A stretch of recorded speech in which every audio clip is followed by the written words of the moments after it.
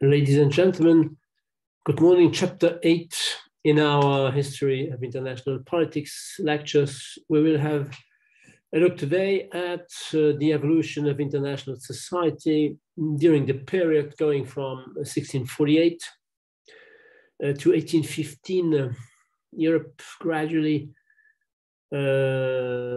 abandoned the imperial principle that had prevailed throughout the previous period, and all the more so throughout Middle Ages and ancient times. The major European states conceived of themselves as forming a European Commonwealth, and Europe distinguished itself notably from the savages or the savage tribes that the European conquerors met overseas, notably in North America. In our previous chapter, ladies and gentlemen, we had a look at the period going from 1492 to 1648, and we had focused on one aspect of the then somehow gradually emerging European international society. We had focused our analysis on the relations between notably the Spaniards and the Portuguese and the native indigenous peoples that they met in Latin America. We saw that for the Spaniards and for the Portuguese, these Indians, as they were called, were perceived to be barbarians, either ontological barbarians or behavioral barbarians. And this perception, this conception, quickly resulted in the conquest of the territories that the Indians were occupying and in the conversion of the Indians themselves. But we had not studied last week the internal dimension of the then emerging European international society. That is to say, we did not have a look at the norms, at the principles, at the institutions that, to some extent, would have regulated peacefully relations among the then major European powers. This neglect, ladies and gentlemen, was not due to oblivion. It was due to the fact, I already mentioned this, that concerning the relations among the European powers, the period going from 1492 to 1648 was a transition period. It was a transition period. Spain, the prevailing power, de facto acted as an independent state, no longer part of the Latin Christendom. But on the other hand, it aimed at spreading Christian values.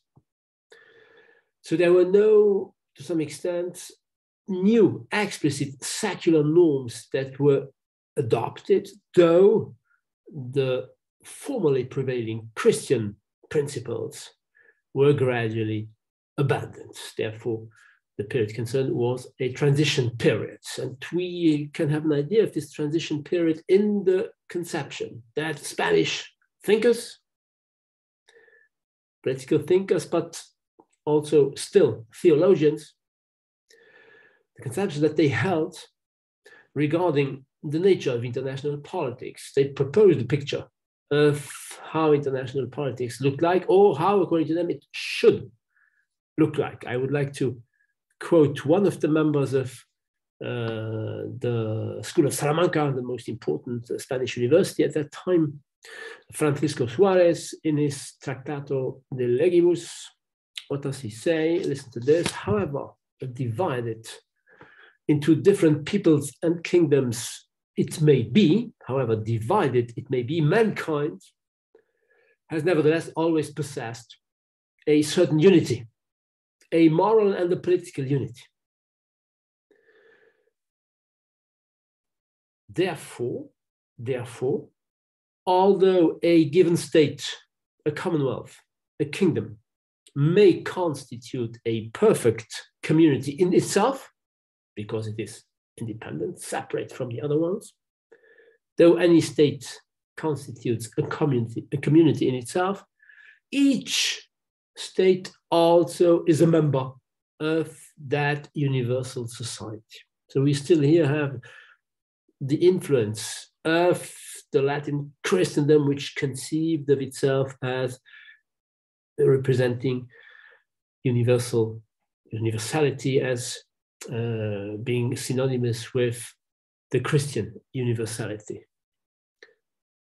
Why are these states part of the universal society? Because, I quote, never, I go on quoting, never are these states so self-sufficient, though being separate, never are they so self-sufficient that they do not require some mutual assistance, some association and some intercourse. In order to achieve what? In order to achieve a greater welfare and advantage, but also because of moral necessity. So the greater advantage is a rational, secular reason why states form a kind of society despite being independent from one another. And of course, the moral necessity is a reference to the theological conviction that mankind, at least in Europe, forms a Christianity, a Christendom, and therefore is based on the common values. We see here the transition period. The school of Salamanca, the Spanish thinkers, believed that it was possible to create or to constitute a universal society. The problem with this claim was that it looked like wishful thinking for the very simple reason that we saw in our first part. The prevailing empirical realities were synonymous with a never-ending state of war. Remember what we saw: regular outbreaking wars opposed notably the Habsburgs to the French, the Spanish Habsburgs during the wars of the Italian Renaissance at the beginning of the 16th century, and the French were opposed to the Austrian Habsburgs during the 30 Years' War, 1618, 1648. We saw this in our first part. Ladies and gentlemen, it was precisely during the 30 Years' War that a new awareness emerged regarding the means to limit the really existing state of war. And this awareness was expressed explicitly by the Dutch lawyer Hugo Grotius in his essay on Laws on War and Peace, which he published in 1625, that is to say 7 years after, at the beginning of the 30 Years' War. And in the preamble of this treatise, Grotius justifies, puts forward the reason why he was interested in writing this essay. Listen to Grotius: "I had many and weighty reasons inducing me to write a treatise upon laws on war and peace. The motivations, the reasons are the following ones. I observed throughout the Christian world," so there is a reference to the Christian world. "I observed throughout the Christian world a licentiousness in regard to war, which even barbarous nations should be ashamed of." So Grotius saw that the European powers, when going to war against one another, actually behaved like the barbarous nations. That is to say, those nations, those peoples that the Europeans met overseas and that they considered to have barbarous practices. Once again, we have the difference between Europe on the one hand, the non-European world, the world beyond the line of the European society on the other hand. Very concretely, what did this behavior consist in? I quote, a running to arms upon very frivolous and rather no occasions. So Europeans went to war against one another without having any kind of serious reason to do so. And what's more, once these arms were taken up, men felt authorized, I quote, and resolved to commit all manner of crimes without any restraint. During the wars that opposed the European powers, many crimes were committed without any restraint. This pretty perfectly corresponds to what Thomas Hobbes, one generation later, will call the never-ending state of war, the attitude of war, which characterizes European powers. So Grotius was the first a political thinker of modern times, though somehow influenced by the Spanish school of Salamanca. Remember that being a Dutch, he was part of the United Provinces that at that time tried to definitely get rid of being part of the Spanish crown. The United Provinces became the Netherlands, the independent Netherlands, but they were socialized by Spanish philosophy, Spanish theology. Grotius was the first modern legal thinker to express the awareness of the necessity and also the possibility of looking for a way out of the never-ending state of war and its atrocities. His eagerness was to limit the resort to armed violence by states in their mutual interactions. And in order to do so, he is at the origin. He proposed what will be called the just war doctrine. Just war norms, if they were respected by states, should permit to limit the risks of wars breaking out and the scope of wars once they had broken out. The just war doctrine, ladies and gentlemen, introduces questions of morality in the use of military force. It both addresses the causes at the origin of war and the way a war is concretely conducted. The first set of norms regards the origins of war. What are the just causes of war? And this dimension, this first dimension of the just war doctrine, has been called in Latin the jus ad bellum. Jus ad bellum, and to sum up this first point, according to the just war doctrine, and therefore according to Grotius and to de Wattel, who is the second author, was the second classical author who proposed this just war doctrine 1 century after Grotius. In order for war to be just regarding its cause, it must be undertaken, I quote, for the sake of peace.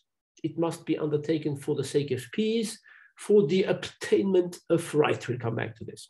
And then the second dimension regards the conduct of war, that is to say, the concrete warfare. How should belligerents behave? What does the just behavior during a war consist in? And the response, the general response proposed by Grotius and by de Wattel will be the following one. In order for war to be just regarding its conduct, it must, I quote, not be carried on beyond the bounds of justice and fidelity. It must not be carried on beyond the bounds of justice and fidelity. I will focus in this lecture on the jus ad bellum dimension, that is to say, I will look at the arguments put forward by Grotius and de Wattel regarding the just causes of war. And I will neglect, therefore, the jus in bello. Please note, ladies and gentlemen, that nowadays there is a third dimension in the contemporary just war doctrine regarding they use post-bellum dimension. It was proposed some 15 to 20 years ago by the Canadian author Brian Orant. Use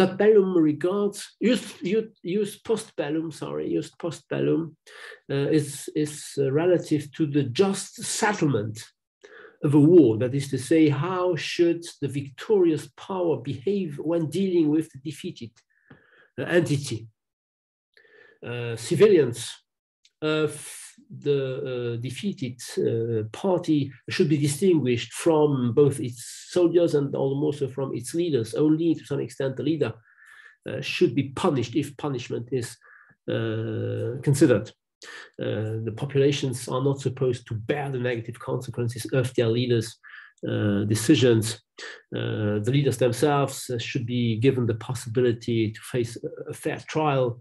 The terms of the settlement should be made public, no economic sanctions, etc., etc. The most famous, ladies and gentlemen, essay on just wars was published by Michael Walzer in the 1970s. The influenced immediate context which influenced Michael Walzer, the American theorist, was the Vietnam War of the US. This is the historical illustration. If you look at the subtitle of his book, which is at the origin of his moral argument. The book was regularly updated ever since then, and Michael Walzer takes into account in the more recent editions, he takes into account, of course, other wars, other American wars, notably Operation Iraqi Freedom. I will focus here on the doctrine of the just war doctrine, its evolution, and notably I will focus on the classical version put forward by de Wattel and Grotius. If we should go back to the very first origins of the just war doctrine, we have to admit that there are Christian foundations. There are Christian foundations of the just war doctrine. The first Christian thinker, Saint Augustine, the first Christian theologian who admitted that a war, that is to say armed violence, could be just, was Saint Augustine, who admitted the possibility for Christians to defend themselves. Remember that the very first Christians were radical pacifists. The turn the other cheek principle expressed the idea that the first Christians refused any kind of violence, even the violence permitting them to survive when they were killed, notably in Roman amphitheaters. St. Augustine was the first to consider the possibility of defensive violence to be legitimate. And a second Christian theologian in the Middle Ages, St. Thomas Aquinas, in the 13th century, went further. He considered that sometimes offensive violence is just. He was thinking of the Crusades that were undertaken by Christian princes in the Middle Ages, crusades in order to reconquer the so-called Holy Land that had been occupied, that was occupied at that time by the Muslims. But if we forget these Christian origins, if we focus on modern times, then the two founding fathers of the just war doctrine are Grotius in the 17th century and the Swiss lawyer, counselor of the King of Saxony during the 17th century, that is to say, Aimé de Wattel. The just war doctrine, ladies and gentlemen, please avoid any confusion. The just war doctrine is not a pacifist doctrine. Its aim is not to prohibit violence as such or interstate violence as such. It only aims, but it is a progress compared to past conceptions of wars. It only aims at limiting the risks of wars breaking out. And in order to do so, it puts forward two conditions that must be met, two criteria. The criteria concerned relates to the general political philosophy of Grotius and of de Vattel, and this political philosophy is radically opposed to Hobbes's political philosophy, the philosophy, and therefore the picture of international politics that Thomas Hobbes had put forward in his Leviathan in 1651. Concretely, de Vattel and Grotius rejected Hobbes's pessimistic outlook on human nature. You know that according to Thomas Hobbes, man is a wolf to any other man. Homo homini lupus est. Human nature is evil. Men aggress each other, are eager to dominate each other, are egoist, are behaving egoistically, are jealous, etc., etc. According to Grotius, according to de Vattel, this is not true. This is not the case. They consider that actually, I quote Grotius, men are characterized by a desire to live in society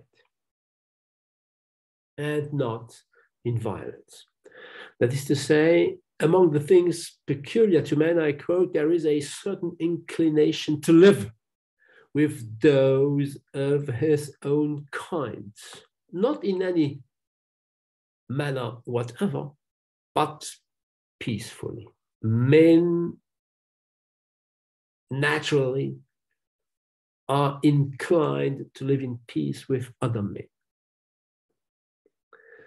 And while Hobbes will use the expression, a man is a wolf to any other man, Grotius will put forward another phrase which he took from Roman thinkers of ancient times. A dog will not eat another dog's flesh. A dog does not eat another dog's flesh. In other words, if you transfer this to men, men do not eliminate one another. De Vattel has exactly the same idea.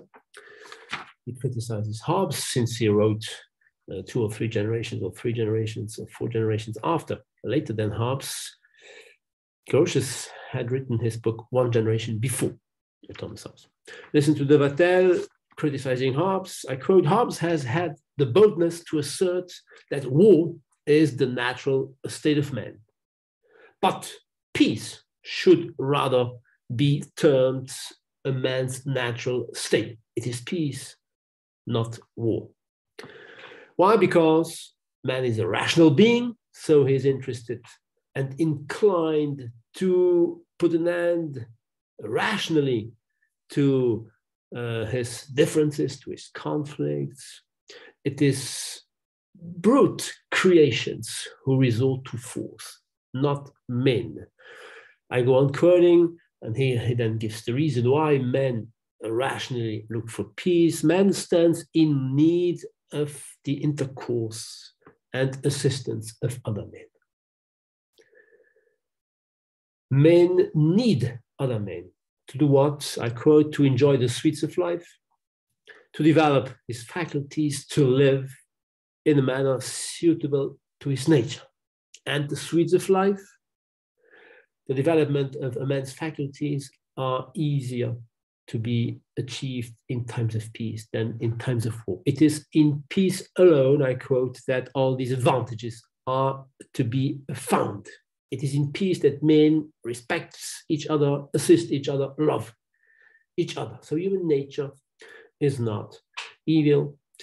Men are bound to live with one another. From this conception of mankind, Grotius and de Vattel, who are contractualist authors such as Hobbes, such as Locke, such as Rousseau, they transfer this conception to their analysis of international politics. And in doing so, they have the intuition of what the contemporary English school of international relations, Hadley Bull, etc., will call international society. That is to say, they put forward the idea that states, while being in the state of nature, let's just say, while being in the state of anarchy without any authority above them, nevertheless establish rules. They establish rules or laws in order precisely to regulate peacefully, because it is in peace that they will enjoy the sweets of life, that they will increase the welfare of their own population. Listen to Grotius making an explicit allusion to the capacity of states to establish some rules that they then respect when dealing with one another. Among, I quote, among all or most states, remember the definition of the International Society of Hadley Bull that I gave you last week. According to Hadley Bull, an international society is a group of states. A group of states, this is quite similar to Grotius writing most states. Among all or most states, there are some laws agreed upon. There are some laws agreed upon by common consent. By common consent. These laws are not imposed because there is no authority above states. They are established by common consent, bottom-up rules rather than top-down laws. Among all or most states, I repeat, there are some laws agreed upon by common consent which respect the advantage, not of any state in particular, but of all states in general. There are common interests shared by all the states beyond the egoistically defined national interests of each state individually. And among these common laws here should be taken in the very broad meaning of principles, of norms, not necessarily in the somehow positive or positivist sense of written explicit laws written down in charters, in treaties, etc. Laws here can be synonymous with international customs, international norms, international institutions, as often implicit as they may be explicit. So according to Grotius and to de Wachtel, among these laws that states agreed upon, European states in their mutual interactions, I will come back to this point, of course, among these laws, there are those norms aiming at regulating the resort to armed violence among states. That is to say, the just war doctrine to some extent is part of these implicit laws that states by common consent agree upon and most of the time respect. What then do these just war norms concretely consist in? Grotius and de Wachtel distinguish two criteria that should be respected by states in order for their violent behavior to be just. In order for war to be just and therefore legitimate, the first criterion is a formal one. In order for war to be just, I quote Grotius, the war must be a solemn war. A solemn war. What is the meaning of a solemn war? A solemn war is a war launched by the authority of those, I quote, that have the sovereign authority, the sovereign power in a state. A solemn war is just because it is a war waged by state actors, launched by governments, central governments of a state. And these wars, Grotius calls them public laws, and logically he opposes them to private wars being what we now would call civil wars. To put it differently, according to Grotius, the first step to take in order to limit the then prevailing violence, he's writing in the midst of the 30 Years' War, first step to take is to limit and to stigmatize, to delegitimize civil wars. because civil wars by definition are not public wars, since at least one of the belligerents is not the government which holds the sovereign authority within a state. Civil wars as such, therefore, from this perspective here, are unjust, are illegitimate. The aim of Grotius, of course, is to contribute to consolidate the then emerging states, nation states, monarchical nation states. They were torn apart, of course, by the never-ending civil wars, which were caused by religious differences in Europe, in Western Europe, opposing Protestants to Catholics. So civil wars, because at least one of the actors concerned is a non-state actors, are as such an unjust. And if we extrapolate this argument to the contemporary world, ladies and gentlemen, we can come to the following conclusion. Terrorist actions, by definition, are unjust. Terrorist attacks, by definition, are unjust. Spontaneously, we consider them to be unjust because terrorist attacks, by definition, to some extent, kill innocent people. But innocent people are killed not merely during terrorist attacks. During World War II, carpet bombings killed innocent people too. Chemical weapons used by the Americans in the Vietnam War, used by Iraqi authorities during the war against Iran in 1980, 1988, also killed innocent people. So we should add that the following argument: terrorist actions are considered to be as such unjust because in a world of states and in a world for states, the international society is a society of states.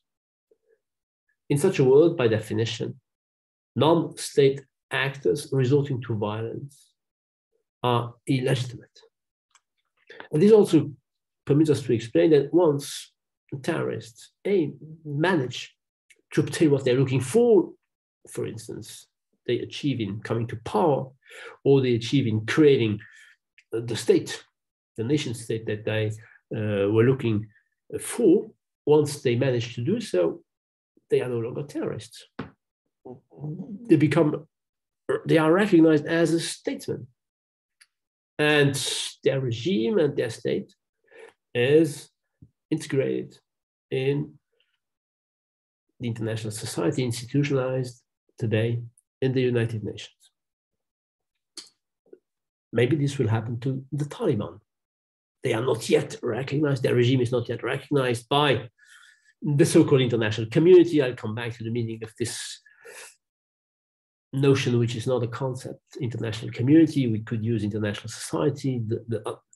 The governments, the other governments do not recognize the Taliban government. Maybe this will happen.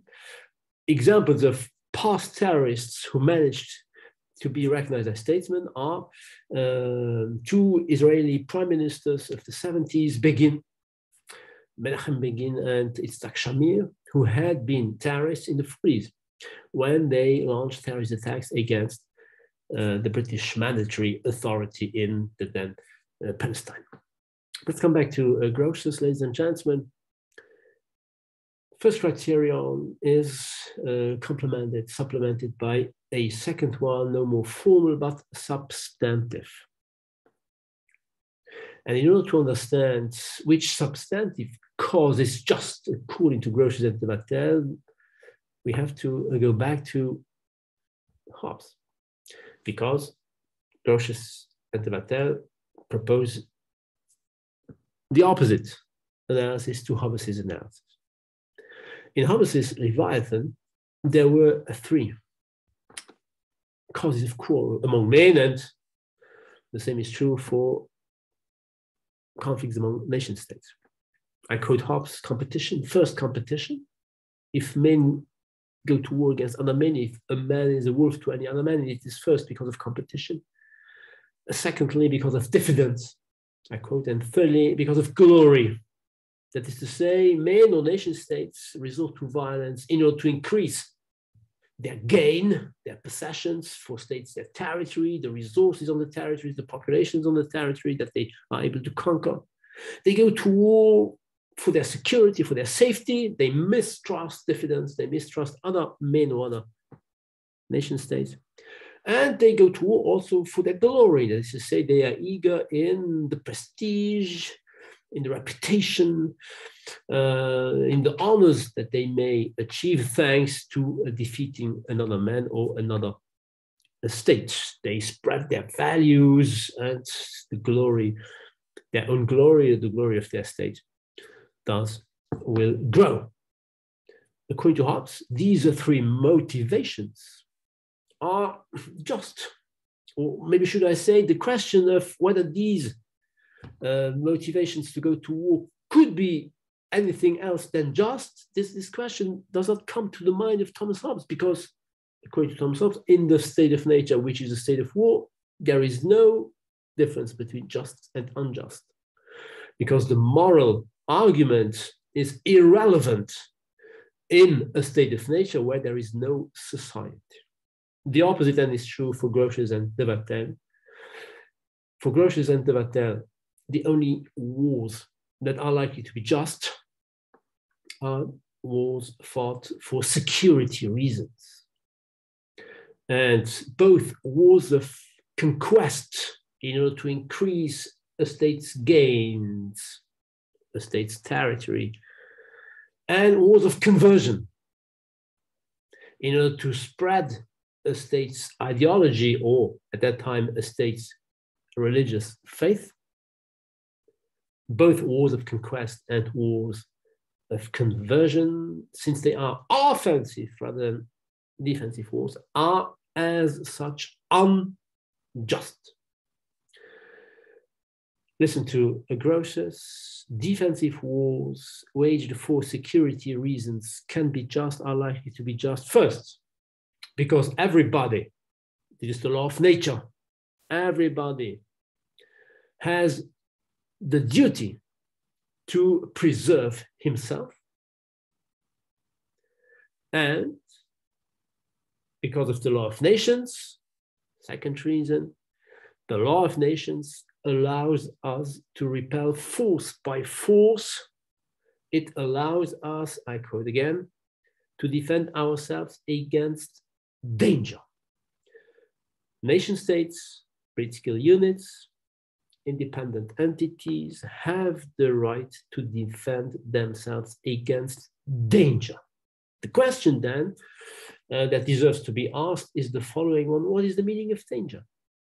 How can we define danger in order to come to the conclusion the war fought by this or that state is just or unjust in the perspective, of course, of the just war doctrine?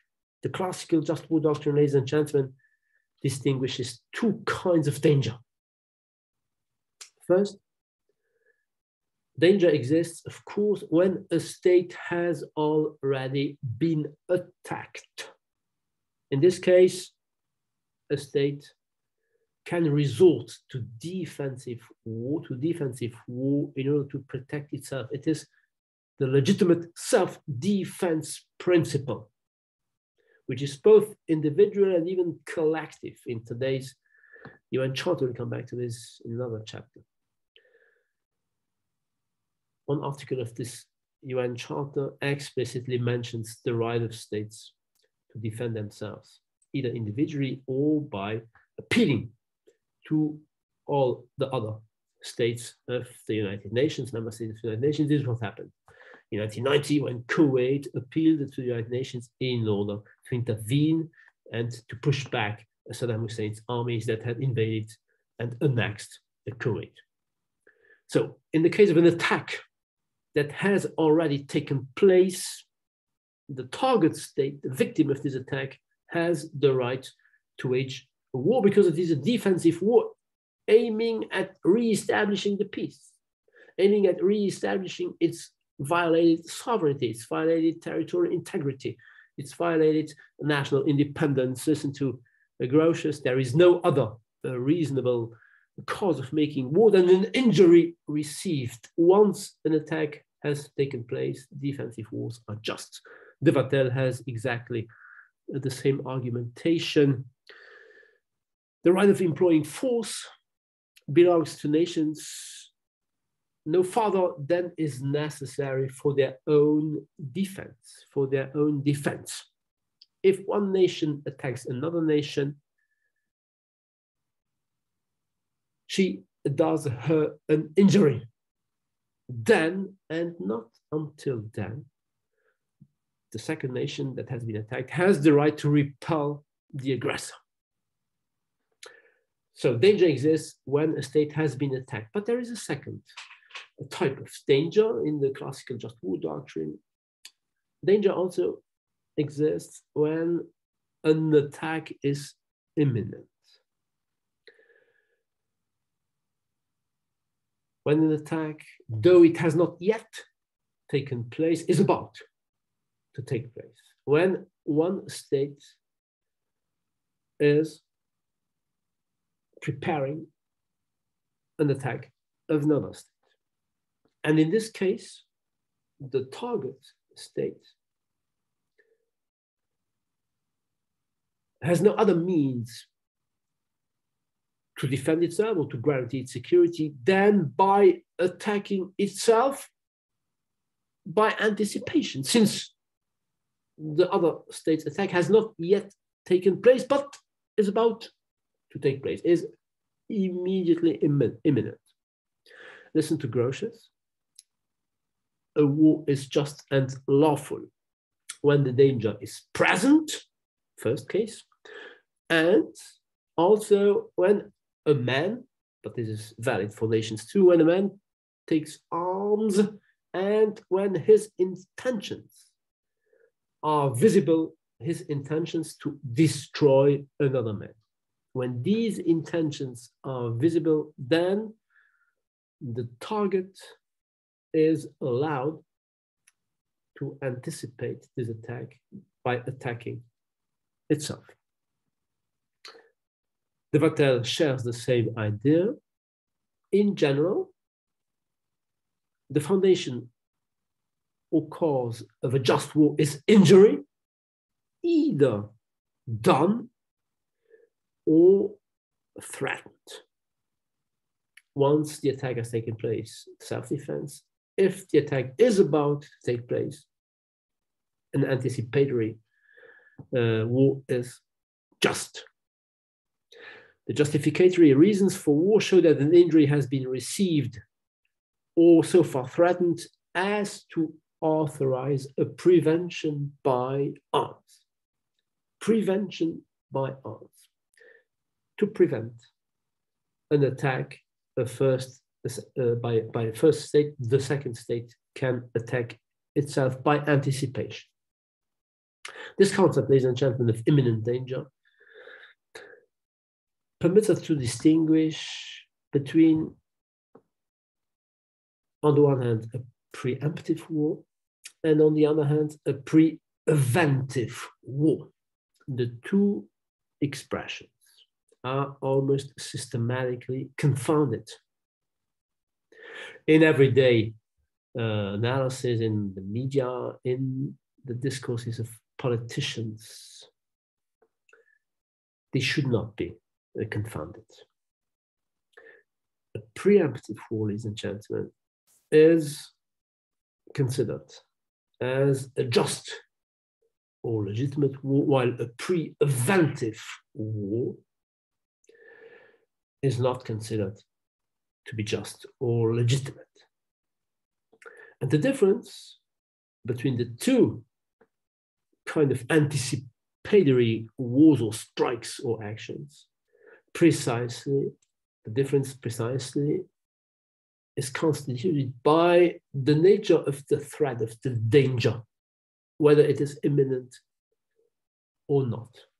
It is, of course, not always easy to make the difference. By definition, both the preemptive and the preventive war or strike or action relate to the same logic, the same better now than later logic. a state resorting to a war by anticipation claims that it is in its interest to act now, because if it waits too long, it will be too late. So it has an interest in waging a war in the point of time t rather than waging it in the point of time t+1 under less favorable conditions. But from the normative point of view, which is ours here in this part of my lectures, and from the just war doctrine point of view, when the danger is imminent, a preemptive strike is legitimate.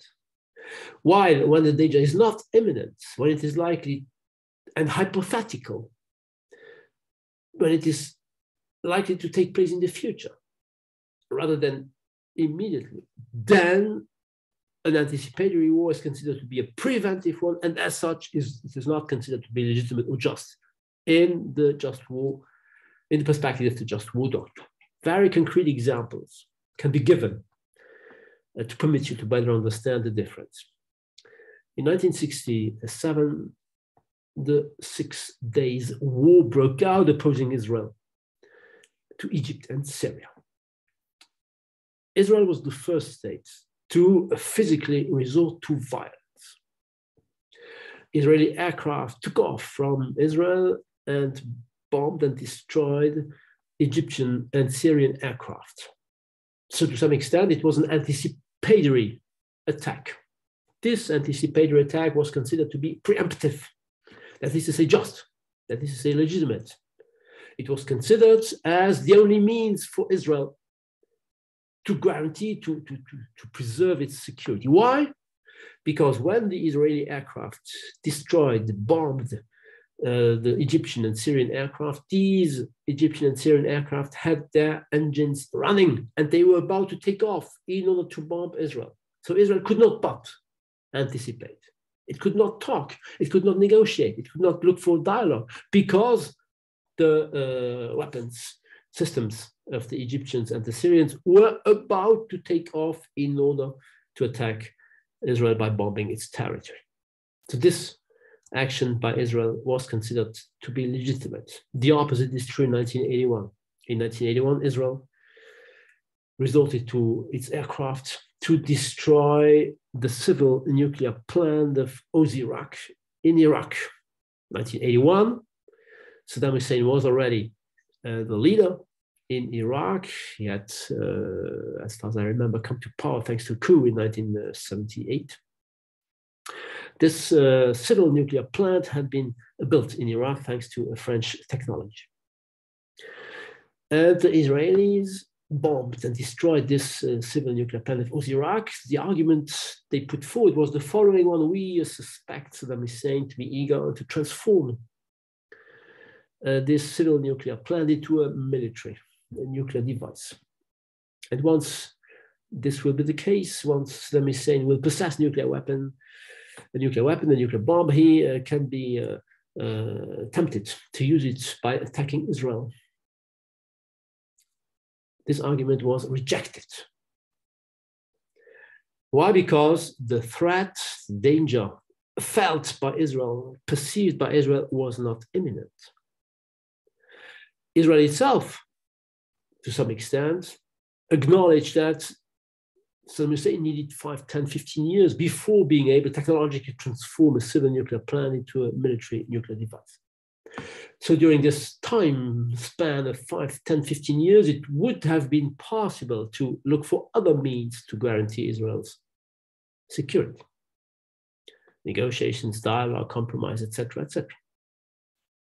This is what Israel did not accept to do, and therefore its action was condemned by a UN Security Council resolution as an illegitimate action. And even the US, Jean Kirkpatrick was the then US ambassador at the United Nations, accepted to vote in favor of this, to adopt this UN Security Council resolution condemning Israel's preventive and therefore illegitimate action. There was no immediate imminent danger threatening Israel's security. Israel could have resorted to other means, that is to say, to peaceful means, in order to cope with this future hypothetical rather than imminent danger. And another example, ladies and gentlemen, is of course America's decision to go to war against Iraq. Once again, Iraq in 2003, Operation Iraqi Freedom. George Bush and his administration justified this decision by saying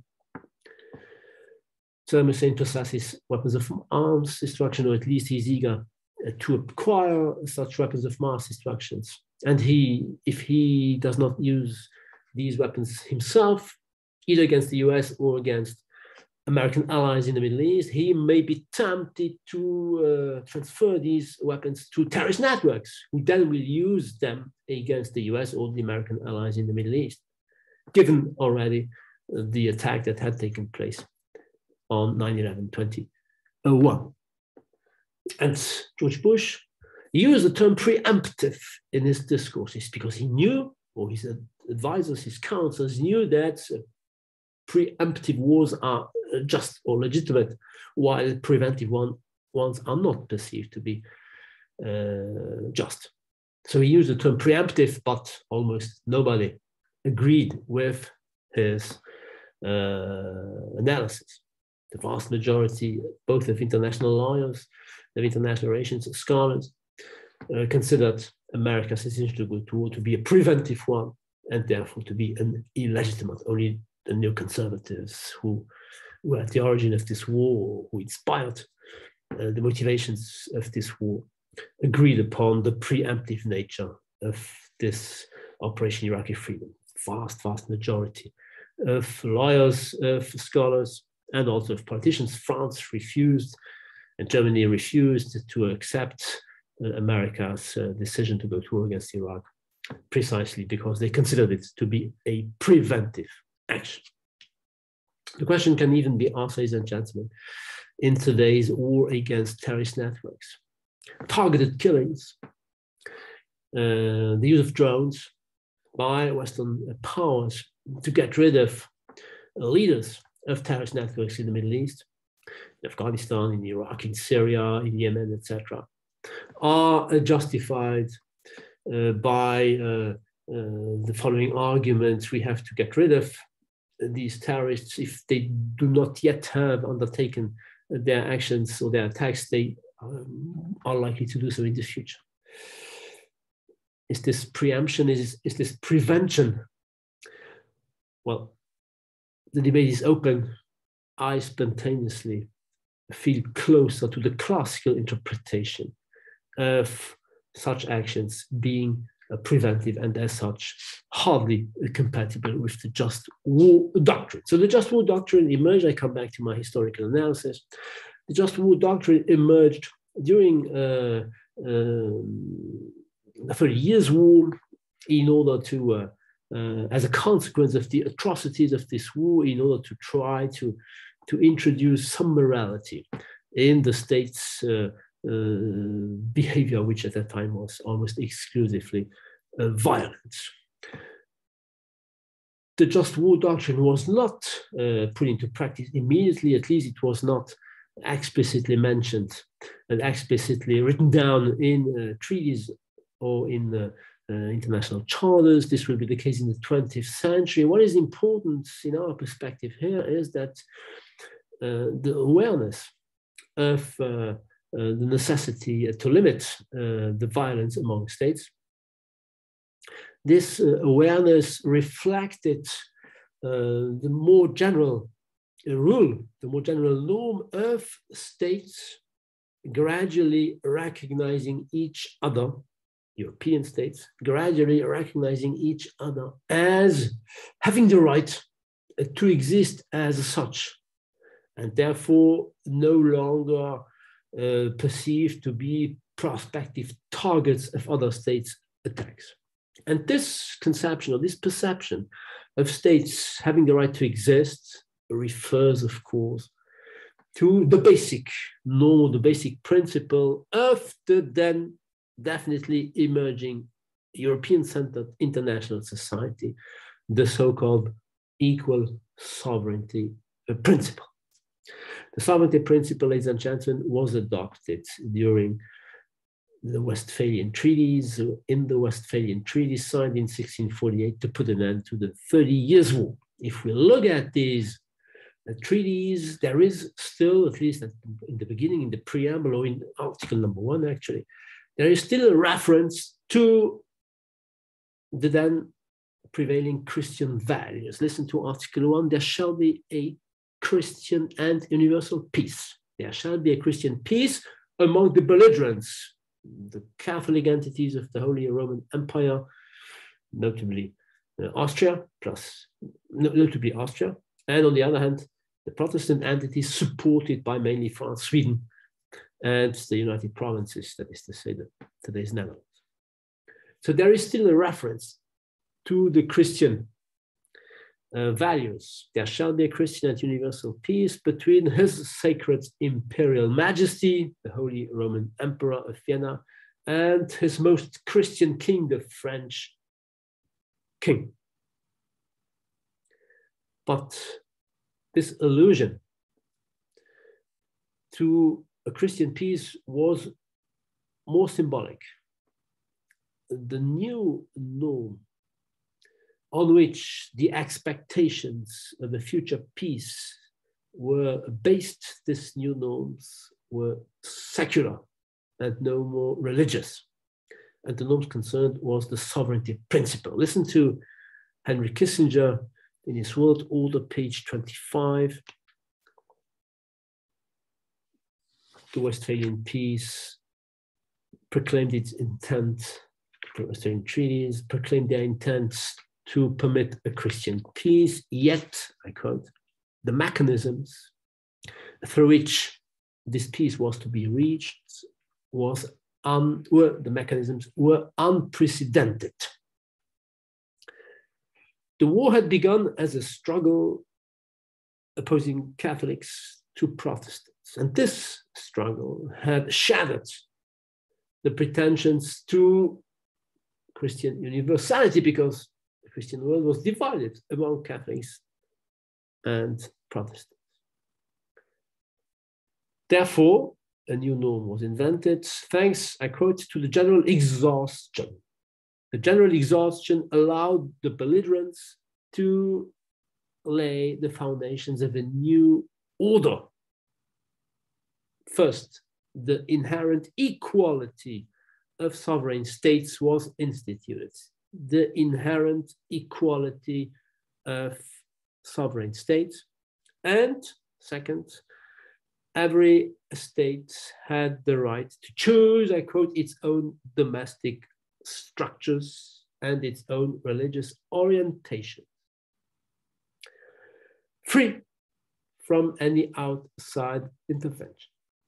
These then are the two dimensions of the sovereignty principle adopted in the Westphalian Treaties and at the origin and also at the core of the international society that will definitely emerge first in Europe in 1648 before gradually expanding all over the globe, which a dimension that we will see in our next chapters, of course. So let's have a detailed look at these two dimensions of the sovereignty principle. The first dimension is an internal dimension. This internal dimension has been summed up in the Latin expression cuius regio eius religio. Cuius regio eius religio, which can be translated by the prince, regio, he who governs, the prince, determines, religio, that is the religion, determines the religion within his realm, within the territories, on the territories within the border of a state. The ruler, the prince, the government, the central administration determines the religious faith that should be respected.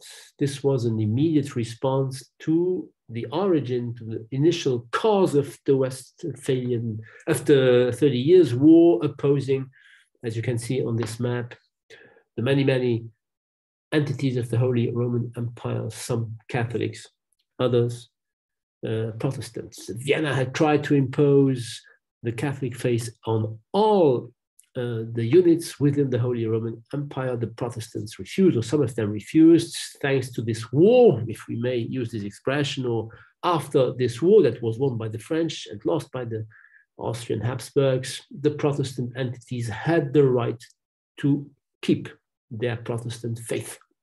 And the Catholics, of course, maintained theirs.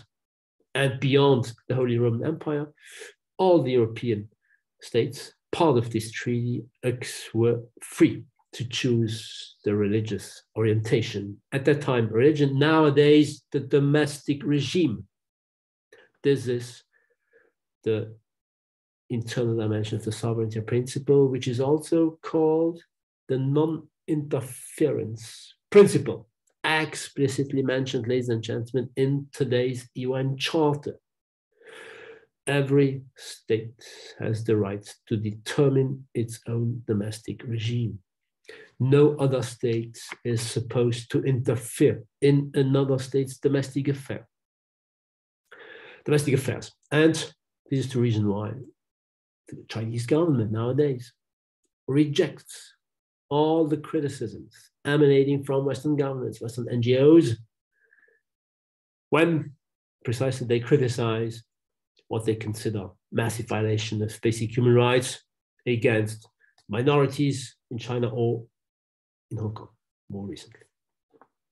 The Chinese government's reaction is almost systematically the following one: don't interfere in my Chinese domestic affairs. We will see in our last chapter of the second part that this non-interference principle has been eroded recently during notably the post-Cold War world, this is to say nowadays, due to the adoption of the duty to interfere, which became the right to interfere, which became the responsibility to protect principle. We'll come back to this. Basically, nevertheless, the non-interference principle is still a core, a foundational rule of the international society. It goes back to the emerging European-centered international society in 1648. The same is true for the external dimension of the sovereignty principle, referred to in the Latin expression rex est imperator in regno suo, or rex, the king, is imperator, is emperor, in regno suo, in his own realm. That is to say, the king, in this case, the German kings, the German princes, are emperors in their own territory. That is to say, they have no authority above them. They have no more emperor. They have no more Holy Roman Emperor. And this is true for all the states. The different European powers after 1648 explicitly considered themselves to be sovereign. That is to say, they had to obey to no central authority.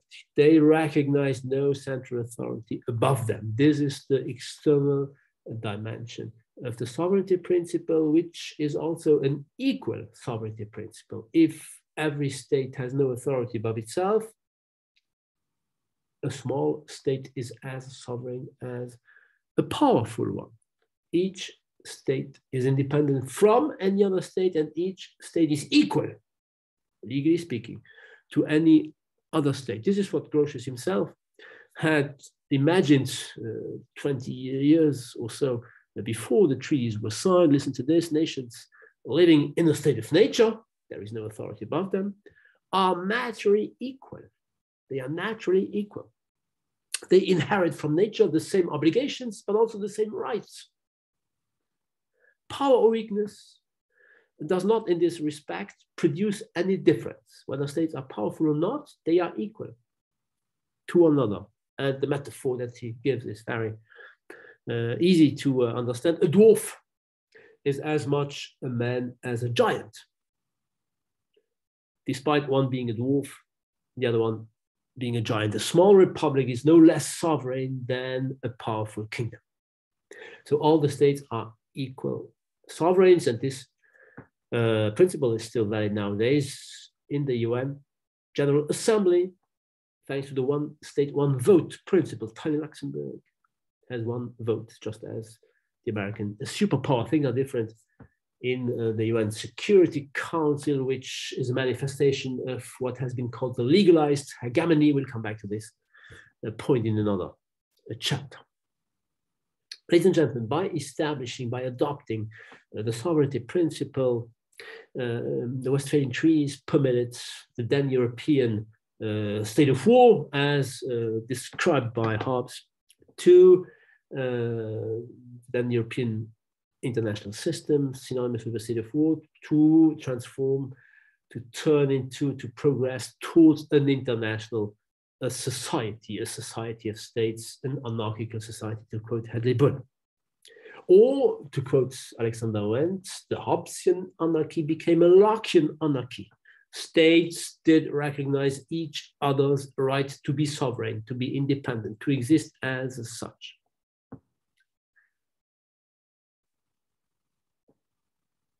Very concretely, this mutual recognition was embodied in new practices that emerged among European powers. And these practices formed what the then thinkers of the Enlightenment Century called, in French, because of the French prevalence at that time, what they called le droit public de l'Europe, European public law, which was the then name given to what Jeremy Bentham will call international law at the very end of the 18th century. The European public law was a set of norms of behavior, of institutionalized practices, more than a legal body of explicit rules. Such rules will only emerge after 1815, and all the more so after 1918. Voltaire, the French philosopher of the Enlightenment century, and once again de Vattel, proposed a global analysis of this European public law at the origin of Europe forming a commonwealth. Listen to Voltaire in his Siècle de Louis XIV, when analyzing the French Sun King's reign, the second half of the 17th century. For some time now, it has been possible to consider Europe, Christian Europe, as a sort of great commonwealth, the European Commonwealth, though being divided into different states. Why? Because all these states, I quote, have the same principles of public law. They have the same principles of public law.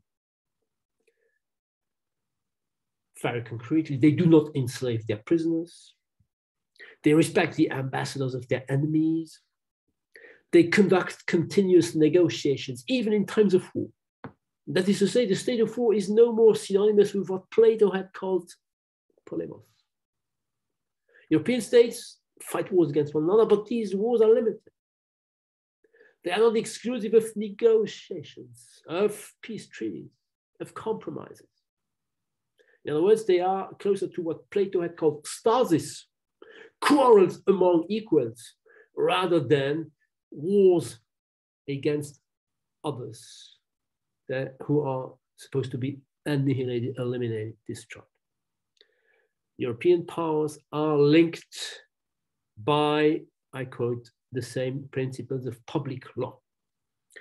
And de Vattel put forward the same analysis. Europe forms a political body.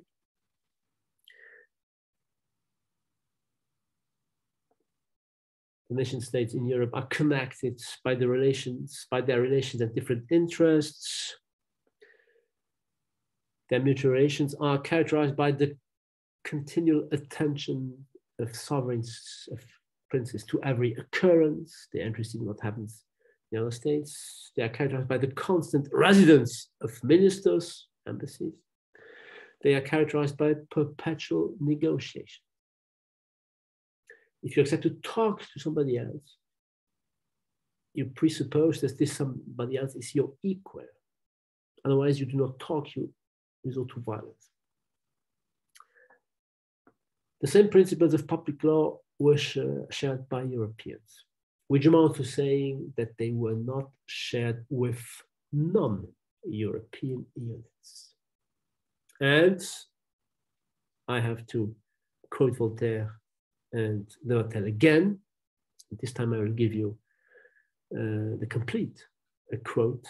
The Christian Europeans, according to Voltaire, have the same principles of public law, and here is the complementary part of the quotes. They have the same principles of public law unknown in other parts of the world. Unknown in other parts of the world. The same is true for the de Vattel. Europe forms a political body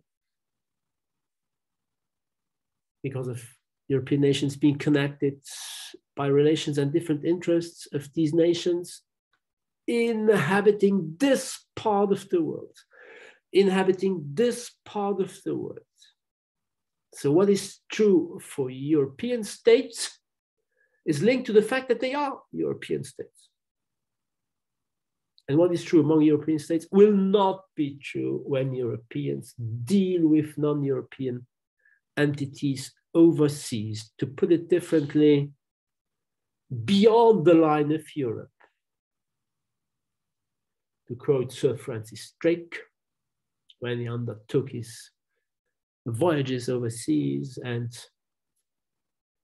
conquered territories for the British Queen, for the English Queen, beyond the line, the 17th and 18th century European powers, mainly the British or the English, the French, and also the Dutch, behaved exactly in the same way as Spaniards and Portuguese had done during the previous period.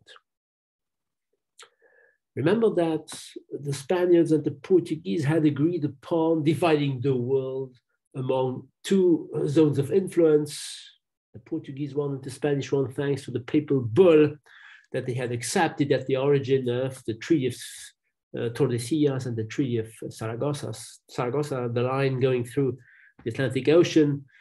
The eastern territories, the territories eastern of this line were supposed to be Portuguese, and the territories west of this line were supposed to be Spanish. When the Spaniards and the Portuguese agreed upon dividing the world among themselves to create a kind of duopoly, the French, the Dutch, the English, of course, disagreed, but they did not have the means to counter because they were too weak then. François Ier, the French king, Francis I, is supposed to have said, when criticizing this agreement, when claiming that he did not agree with it, this is what he said: "Show me Adam's last will. Prove to me that Adam, or God, accepts to divide the world among the Spaniards and the Portuguese without giving anything at all to the French or the English or the Dutch, etc." But at that time, the French and the Dutch and the English were not powerful enough to compete with the Spaniards and the Portuguese. Things, of course, gradually changed because of Spain's decline, and all the more so the Portuguese decline. So the 17th and 18th century was the century of the Dutch, the French, and the English colonial expansion overseas. This expansion was a public-private undertaking, just as has been the case with the Spanish system of encomienda. The British, the Dutch, the French resorted to company states, the term used by Phillips and Schumann, or company sovereigns, that is to say, the very famous East India Company, the West India Company, the Hudson Bay Company in today's Canada, were private undertakings who benefited from a charter issued by the king, French king or the English king, who gave them a monopoly on trade within a huge territory. The Hudson Bay Company controlled almost half of today's Canadian territory. And on these territories, which were conquered in the name of the British crown or the French crown, these company states, and therefore they are also called company states, I emphasize, the second term states or sovereign companies, sovereigns, they were granted political powers. That is to say, they had the right to print money, they had the right to administer civil and also criminal justice, to collect taxes, etc., to negotiate with the local populations. So the practice of the British, of the English, the French, and the Dutch was very similar to the Spanish and Portuguese behavior. The difference consisted in the moral justification. You know that, we saw this, the Spaniards justified their conquest of Latin America, Central and South America, with the following argument: we have the right to convert native Indians to the Christian faith. We have even the duty to do so.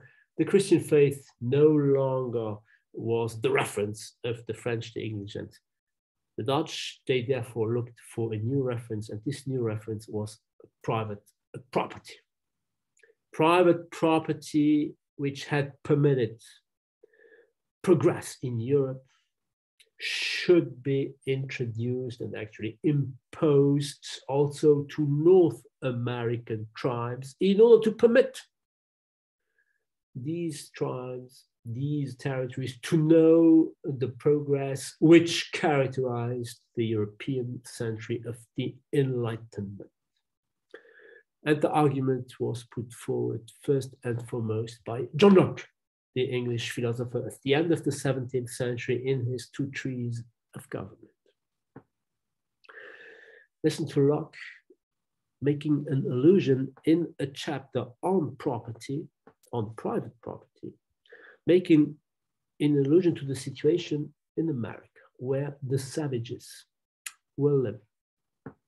Maybe the noble savages, to quote Rousseau, or merely the savages.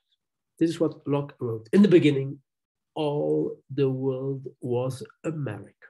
In the beginning, all the world was America. This is to say, he goes back to imagine how the situation was in Europe in the beginning. It was as it still was in the 17th century in America. America, I go on quoting, American Indians provide a pattern of the first ages in Europe. What does that mean? This means that while in Europe there had been progress, there had been evolution towards the situation known by the Europeans in the 17th century, such an evolution had not taken place in America, which was still stuck in the first ages that had characterized Europe many, many centuries and even millennia previously. That is to say, Europeans have gone through a teleological process towards the situation that they know when he was writing his book. And it is their right and actually their duty to show to North American native Indian tribes how to proceed in order for themselves to know, to benefit, to profit from exactly the same progress that the Europeans were able to create in Europe. And this progress, this evolution, this prosperity was linked in his liberal philosophy to the institution of private property. It is private property which is at the origin of the economic progress and welfare of the Europeans. Very concrete, ladies and gentlemen. When the French, the Dutch, the English landed in what nowadays corresponds to Canada and the US, in North America, to put it differently, where the Spaniards had not landed, they met many Indian tribes, which amounts to saying that America, North America, was occupied by its inhabitants. From a European perspective, you see here the names of the different Indian tribes. The Europeans, however, did not consider them to be genuine occupants. Why? because the Indians did not own their land privately. What's more, they did not systematically or permanently cultivate the land they were living on, for the very simple reason that pretty often they were hunters, gatherers, nomads. Since they did not own privately the land they were living on, this land was considered to belong to nobody. To belong to nobody in the meaning of private property. This is the meaning of the Latin expression that was used at that time, terra nullius. Terra nullius, terra, land which belongs to nullius, to nobody. So if the American territory belonged to nobody, it could be conquered by those, the European settlers, who were eager to cultivate it. And by cultivating it, they would be able to start the economic progress synonymous with welfare, etc., etc. So it was lawful from the European perspective to conquer these lands, no more to convert the populations to Christianity, though this also occurred, of course, but merely to introduce the institution of private property, likely to permit what we may call a kind of economic takeoff. Listen to de Vattel talking about Indians, their vague habitation in these immense regions cannot be recognized as a true taking of possession. It is not private property. So from our European perspective, it is not a true possession. When the nations of Europe, much too crowded at home, found a territory of which the savages did not have any real need, the savages, people overseas who do not know the institution of private property are designated as savages. The opposition between enlightened Europe and savage non-Europe. When the nations of Europe found territories of which the savages did not have any real need, they could lawfully occupy them, the territories, and establish colonies there. And this is what the British, the English Pilgrim or the Scottish Pilgrim fathers did do. First on the west coast, and gradually they conquered the rest of the nowadays United States territory up to the Pacific shore. The earth, I quote, I go on quoting the end of de Vattel's quote, the earth belongs to all mankind for its subsistence. If every nation from the beginning had tried to lay claim to a vast land only in order to live from hunting, fishing and eating wild fruits, this is what Indians were practicing, our globe would not be large enough. So we Europeans have the right, since our European territory is too small, we have the right to occupy, to conquer, to occupy, and to cultivate the land which the savages do not know what to do with. And very concretely then, the French and the English conquered mercilessly North America and imposed the private property as the major institution. Thus also emerged or consolidated the Franco-British rivalry beyond the line of Europe, where they fought notably the 7 Years' War, which permitted Great Britain to some extent to oust France from North America. Quebec was integrated into then British Canadian colony.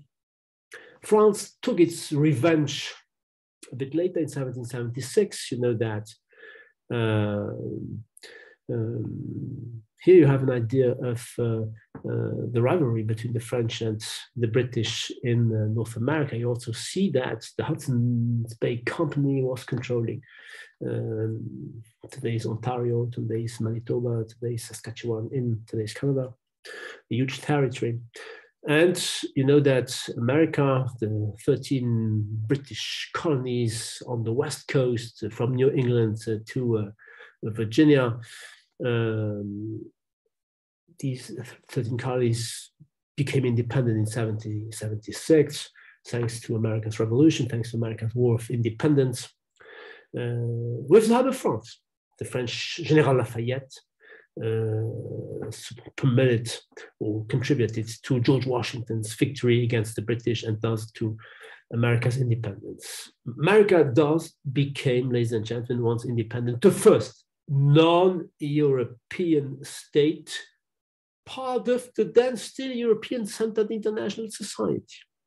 So it was a non-European unit, but it was an offshoot of European settlers, mainly at that time English or British settlers.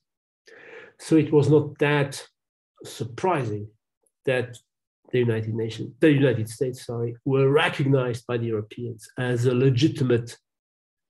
legitimately existing independent sovereign state, and therefore as a member of the then international society, which was still European-centered.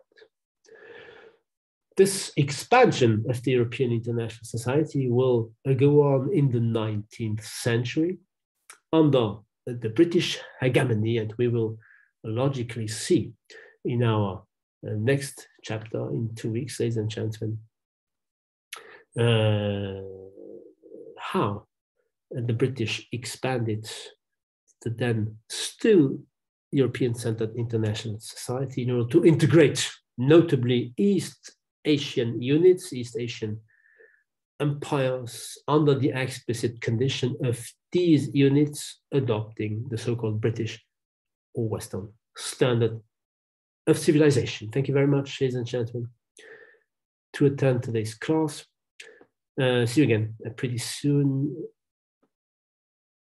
I wish you a great day. Goodbye.